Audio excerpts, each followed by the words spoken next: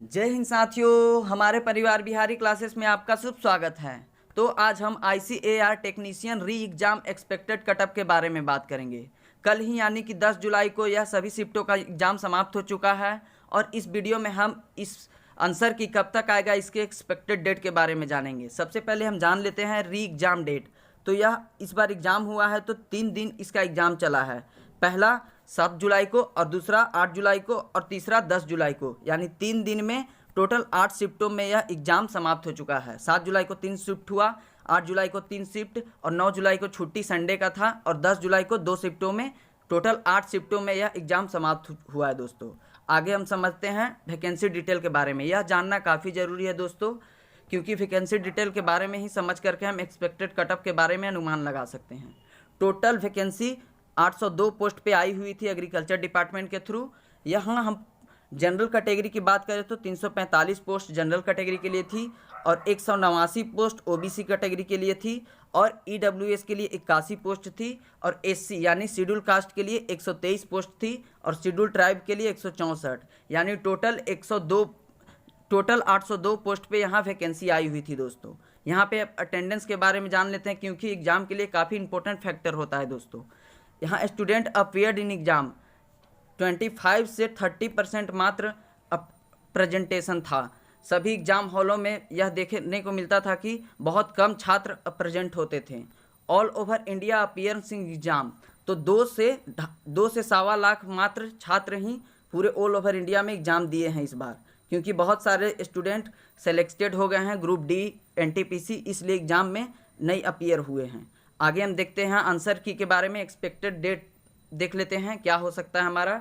जैसे कि पिछला रिकॉर्ड यह री एग्ज़ाम हुआ है, तो इससे पहले एग्ज़ाम हुआ था 2022 में 28 फरवरी, 2 मार्च, 4 मार्च, 5 मार्च, यानी 4 दिन तक एग्ज़ाम चला था दोस्तों, जो लास्ट डेट 5 मार्च को था और इसका आंसर की रिलीज हुआ था 9 मार्च को, यानी कि मात्र 4 दिन में आफ्टर 4 डेज यह आंसर की वेबसाइट पे रिलीज कर दिया गया था। अब हम इसके अनुसार हम कयास लगा सकते हैं re exam expected date of answer key. तो लास्ट डेट हमारा अभी एग्ज़ाम कल ही समाप्त हुआ है, यानी 10 जुलाई को। तो आंसर की डेट इसका क्या हो सकता है, यानी कि 4 दिन उस टाइम लगा था, तो अब 5 से 6 दिन लग सकता है, यानी 15 से 16 जुलाई को आपको वेबसाइट पे बिल्कुल आंसर की देखने को मिल जाएगा। आगे हम देखते हैं एग्ज़ाम पैटर्न और सिलेबस। यह जानना काफ़ी ज़रूरी है, क्योंकि इसके अनुसार ही हम एक्सपेक्टेड कटअप के बारे में अनुमान लगा सकते हैं।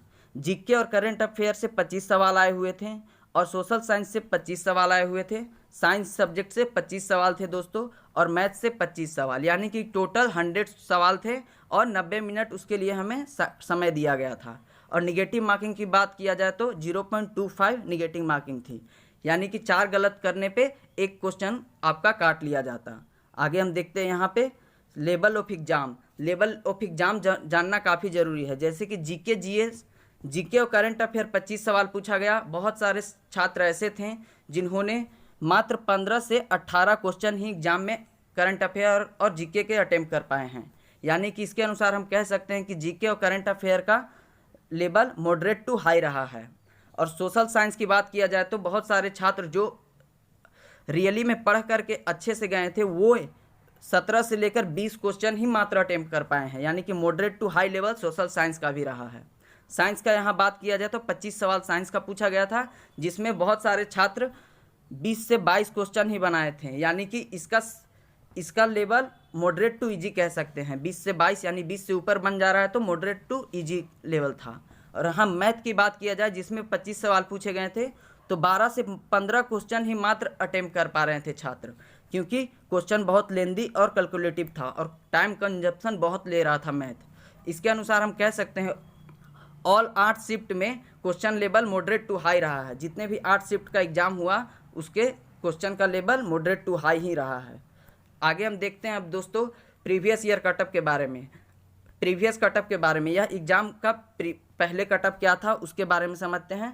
तो UR यानी जनरल कैटेगरी की कटअप गया था 61 नंबर, SC का शेड्यूल कास्ट का 52 नंबर, 49 नंबर गया था ST का और 58 नंबर गया था OBC का। और EWS की बात किया जाए तो 57 नंबर EWS का गया था दोस्तों।